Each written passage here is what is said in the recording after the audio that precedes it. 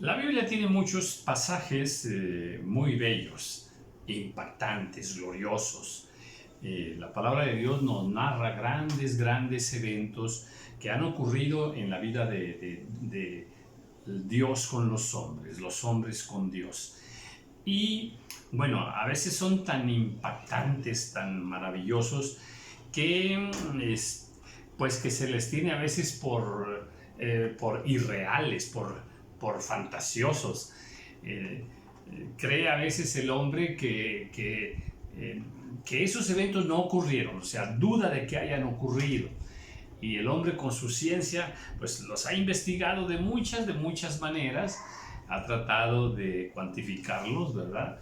Y seguirán impactando. Están allí porque son una verdad, son una realidad de Dios. Y bueno, estoy seguro que si hiciéramos una encuesta mundial, porque la Biblia tiene un impacto mundial en todas las naciones y en todas las generaciones. La Biblia es la Biblia y se tiene como parámetro, como referencia de la verdad y de la historia misma también. Ahora, estoy seguro que si hiciéramos una encuesta así de carácter mundial para ver cuáles son los eventos que más impacto han tenido en la humanidad, los eventos que más recuerda el mundo entero, que están en la Biblia, bueno, pues definitivamente toda la vida de Jesús, la vida, la muerte y la resurrección de Jesús. Creo que ese sería el principal evento, el número uno.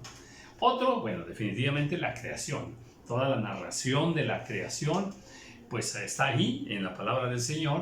Y creo que se ha estudiado, ¿verdad? Se ha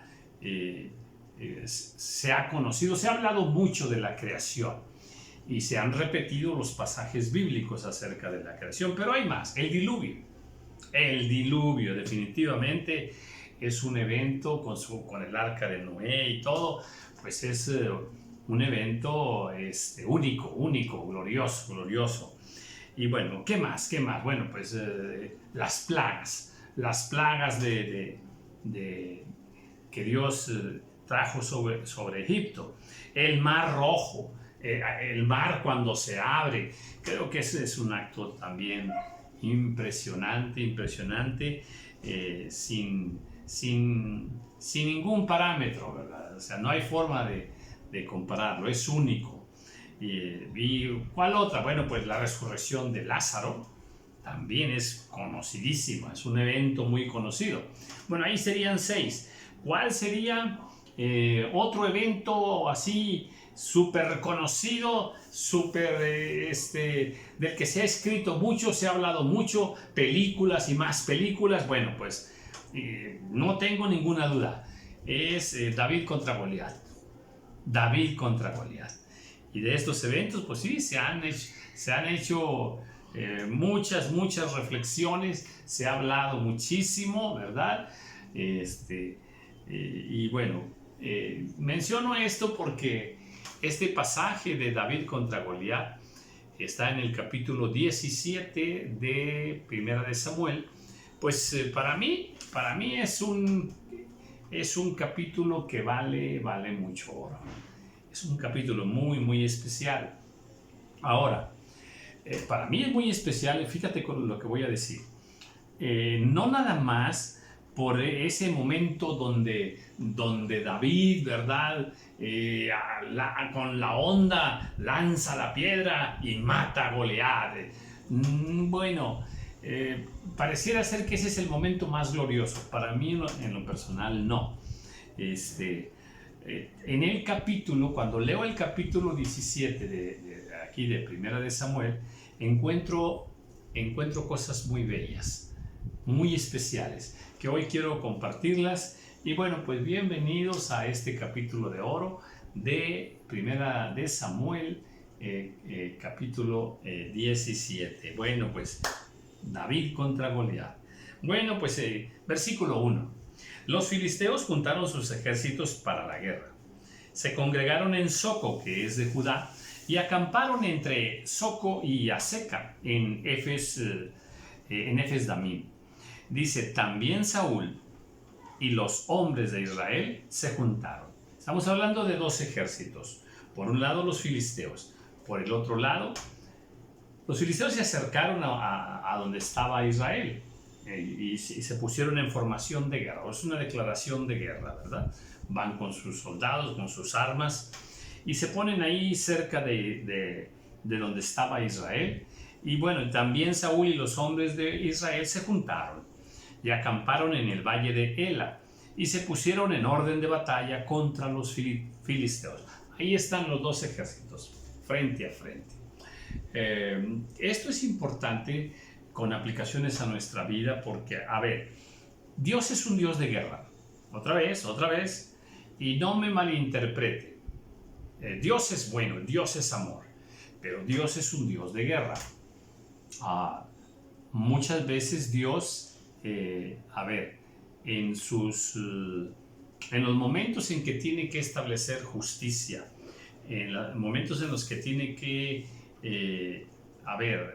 amonestar a una nación, a un rey, a una familia, en fin, Dios tiene muchas formas de hacerlo, pero hay muchas situaciones donde se enfrenta, hay guerra. Por ejemplo, ¿hay guerra contra el reino de las tinieblas? Sí. El pueblo de Dios está aquí en la tierra, en este caso por decir Israel. Bueno, pues Israel, por ser el pueblo de Dios, es atacado muchas veces. Es más, al día de hoy es atacado muchas veces.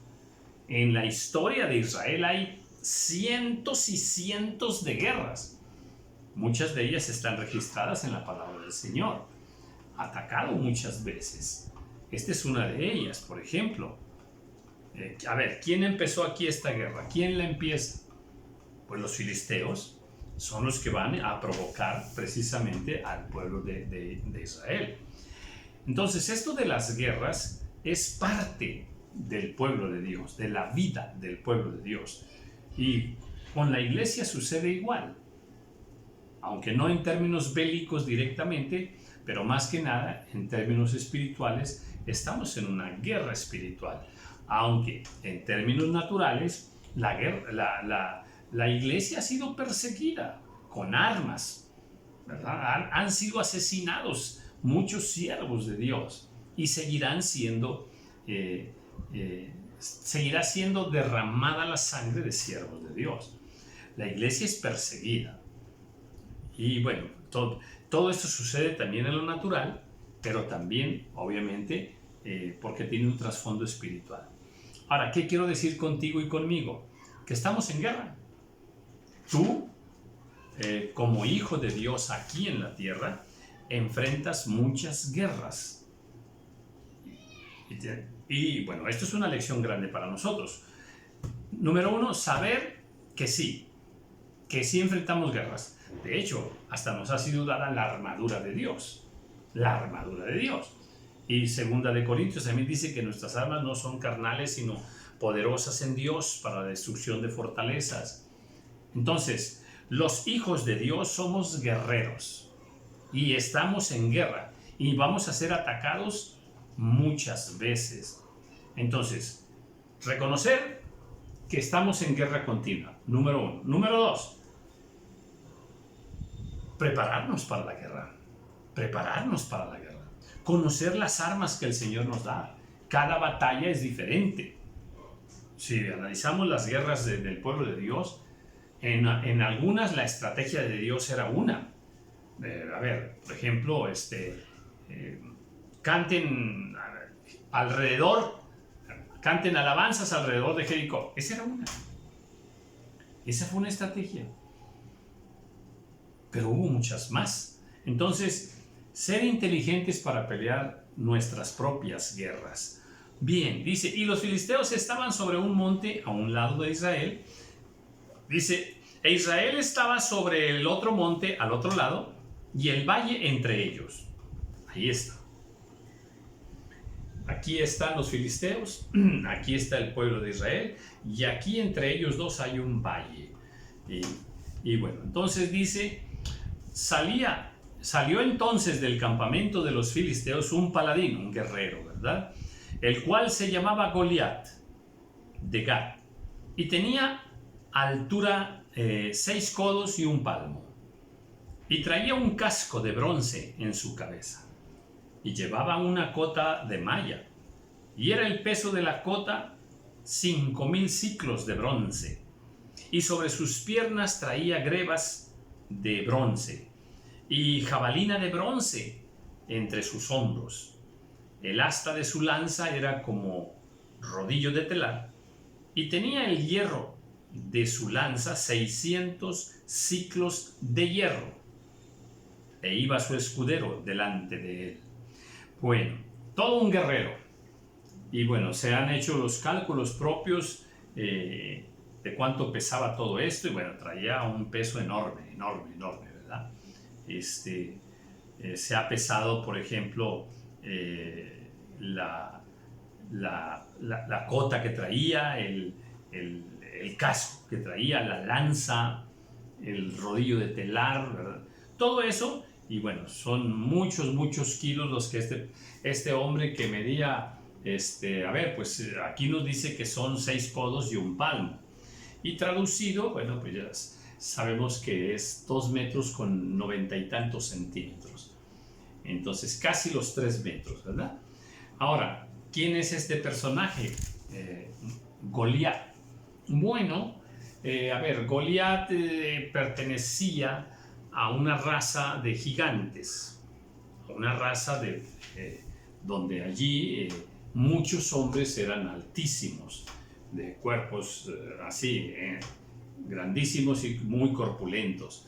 De hecho, la Biblia nos habla en muchas escrituras acerca de estos gigantes, los descendientes de Anat también, ¿verdad?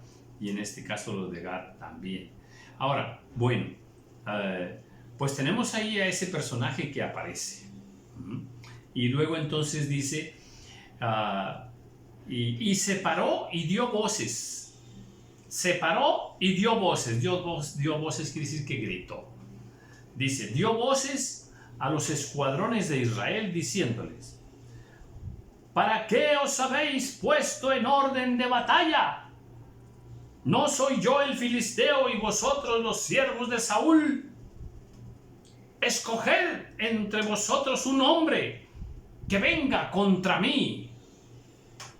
Y añadió y dice, si él pudiere pelear conmigo y me venciere, nosotros seremos vuestros siervos. Y si yo pudiere más que él y lo venciere, vosotros seréis nuestros siervos y nos serviréis. Ese era el reto, el pacto, ¿verdad? Aquí estoy yo. Y le está hablando al ejército de Israel que está allá enfrente. Escojan uno, que venga uno a pelear conmigo. Si yo lo venzo, si yo gano, ustedes serán nuestros esclavos, nuestros siervos. Y si él me vence, nosotros seremos vuestros siervos. Bueno, era un reto, ¿verdad? De alguna manera muy desigual, muy desigual. ¿Por qué? Porque, bueno, pues en términos de experiencia de guerra, en términos de armamento, en términos de estatura, pues no había comparación, ¿verdad? Definitivamente. Entonces, pues ahí está este personaje retando altivo. Hay soberbia, hay altivez en ese reto. Nosotros vamos a enfrentar en nuestra vida, sí, muchas situaciones así donde enfrentaremos pues a Goliaths. Situaciones que están que nos rebasan en lo económico, en lo físico, en lo material, de muchas maneras. Todos nosotros enfrentamos situaciones gravísimas, familiares, morales, laborales, grandes empresas. Hace poco miraba por allí, ¿verdad? Pues de pronto esas grandes tragedias que ocurren cuando, bueno, pues pues de pronto allí algo sucede y quedó aquella mujer con, no sé si con 4 o 5 de familia, ya sin sostén, ya sin quien le apoye, quien le ayude. Y pues de pronto ahí tenemos a una mujer con un reto impresionante, ¿verdad? Cómo sacar adelante a esos hijos, y trabajar y hacer labores de madre y todo. Ahí está es un Goliat ahí enfrente. A veces el sostén diario es un Goliat. Las circunstancias que rodean aquello son un Goliat. A veces nos enfrentamos a situaciones económicas, de toda índole, pero no hay dinero para aquello, no hay dinero para los estudios, no hay dinero para cómo vamos a pasar por esta crisis. El día de hoy también miraba cómo pues las tremendísimas olas, ¿verdad?, económicas que empiezan a hacerse a nivel mundial, que son como portavoces de una recesión mundial, de una crisis mundial económica y de alimentos y todo. Entonces, ¿qué hay ahí? Pues ahí está un gigante. Y luego yo sin trabajo, yo sin casa.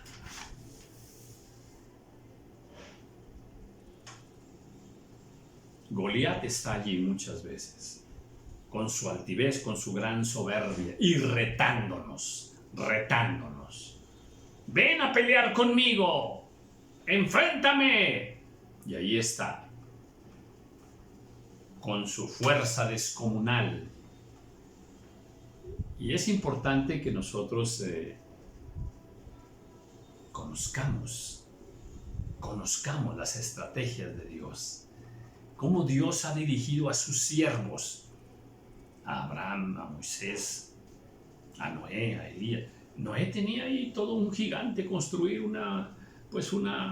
imagínate construir ahí una arca. Y luego cuando él sale solo son 8 personas enfrentando al mundo entero. 8 personas enfrentando allí al mundo entero.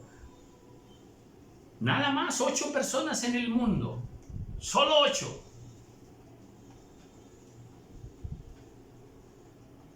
Todos nosotros tenemos esos gigantes, en proporción nuestra, desde luego. Y añadió el filisteo, ¿verdad? Hoy yo he desafiado al campamento de Israel. Dadme un hombre que pelee conmigo. Ahora, aquello de que si yo gano, ustedes van a ser nuestros esclavos, nuestros siervos. Eso sucede en la vida real. Cuando enfrentamos algunas situaciones y somos vencidos por algunas situaciones así, nos convertimos en siervos, esclavos de aquellas situaciones que nos vencieron, que no hemos podido nosotros, ¿verdad? Y hablo de muchas, Hay enfermedades a veces, y a veces las personas pues terminan siendo esclavos de esas enfermedades. Y daría muchos más ejemplos,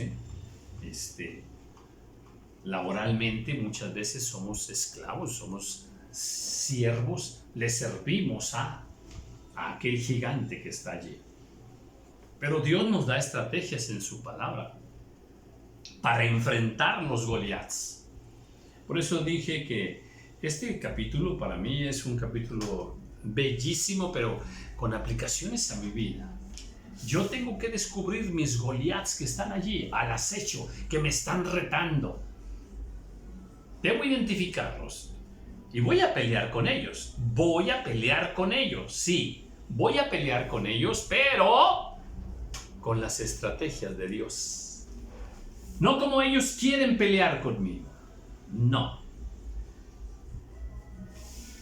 Dice entonces en el versículo 11: oyendo Saúl, el rey, y todo Israel, todo el pueblo de Dios, estas palabras del filisteo, oyendo Saúl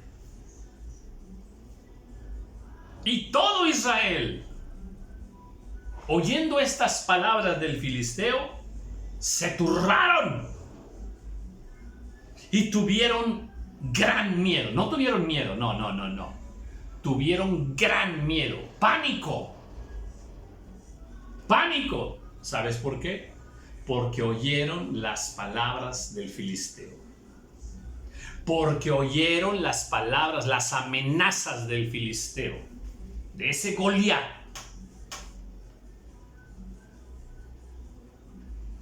Tremendo error. Tremendo error. Nosotros como hijos de Dios debemos escuchar la voz de Dios todos los días, la voz del Espíritu Santo, lo que Dios dice a mi vida, no lo que ese Goliat, esas amenazas vienen en contra mía. Dios me ama, Goliat me odia. Goliat representa a Satanás, representa las tinieblas.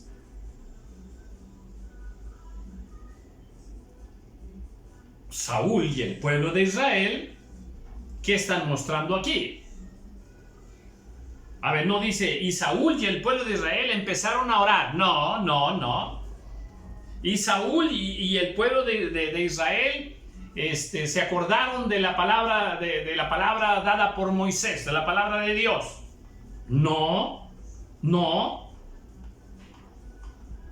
Saúl no dijo, pueblo de Israel, yo soy vuestro rey. Dios me ha dicho esto y esto y esto. No teman. No dijo eso. Lo que quiero decir es que aquí nos encontramos con un Saúl lejos de Dios, con el pueblo de Israel lejos de Dios. Por eso se turbaron.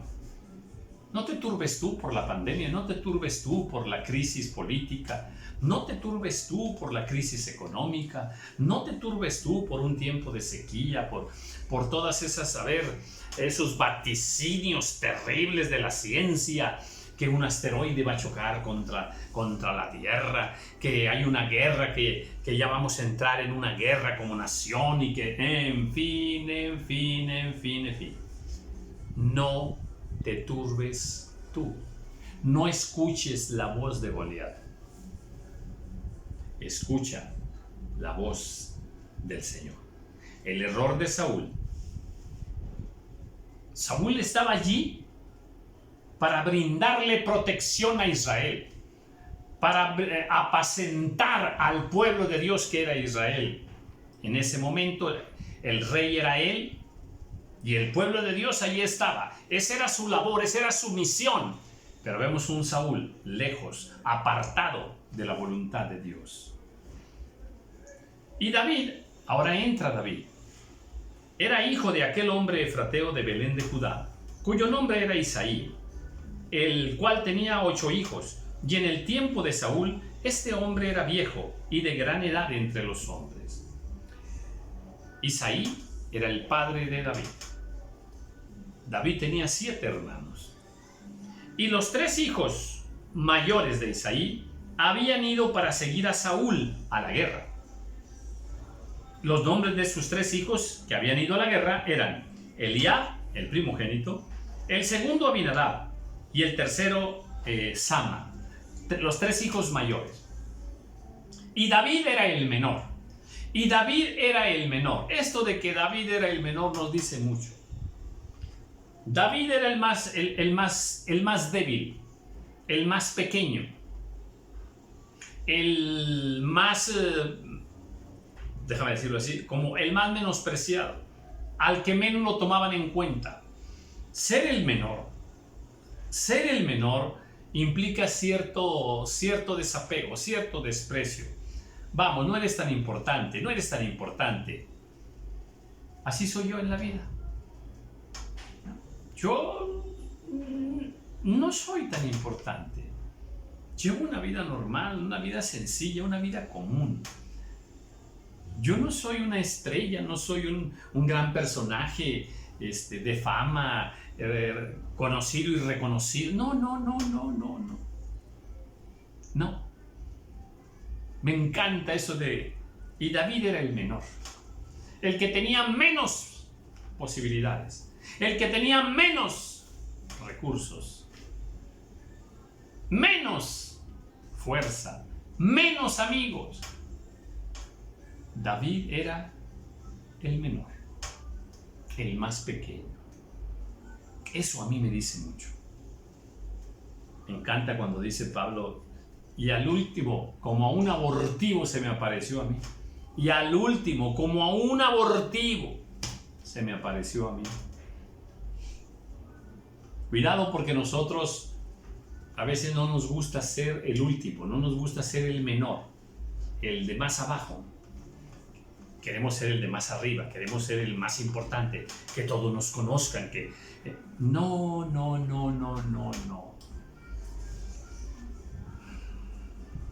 Los ojos del Señor están de una manera especial allí, con aquel que es considerado como el menor. Siguieron pues los tres mayores a Saúl. Los tres hermanos de David siguieron a Saúl. Pero David había ido y vuelto, dejando a Saúl para apacentar las ovejas de su padre en Belén. Este es el versículo 15. Aquí voy a cerrar este video. Pero fíjate esto que dice aquí. David había ido y vuelto. David ya había ido a donde estaba la guerra, a donde iba a empezar la guerra. David ya había ido y se había regresado. Ya había ido.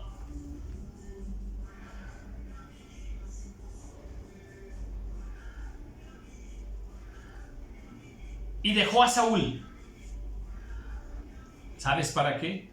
Para apacentar las ovejas de su padre. Para apacentar las ovejas de su padre en Belén. Me encanta esto. Nos dice quién era David. Un gran hijo. Un gran hijo. Su padre ya estaba muy, muy viejo. Mientras sus hermanos en la fuerza, en la soberbia también, ¿verdad? Dijeron, vamos a la guerra, vamos a pelear allá con nuestro rey. David dijo, yo me voy con mi padre. Yo me voy con mi padre. Aleluya. Esto me habla. ¿Qué hacía David? Cuidaba las ovejas de su padre. Cuidaba las ovejas. Yo me voy a ayudar. Yo me voy a ayudar a mi padre. Yo quiero estar con mi padre. ¿No te dice algo eso? Del corazón de David. Es tiempo de ayudar a mi padre. Mi padre me necesita. Qué corazón tan hermoso de David. El menor. El menor. Y no porque por obligación le tocaban esas labores. No, por amor. Él decidió, yo me voy con mi padre, voy a estar con mi padre, quiero buscar a mi padre. ¿Ves por qué te digo que este capítulo, que yo creo que me va a llevar unos 4 videos, a lo mejor 5, no sé, está muy grande este capítulo, es un capítulo de oro. Ahora traigámoslo a nuestra vida personal. A veces hay quienes, no hombre, vámonos de campaña en campaña y ensayos en iglesia y más iglesia, y tu padre o tu madre allá abandonados.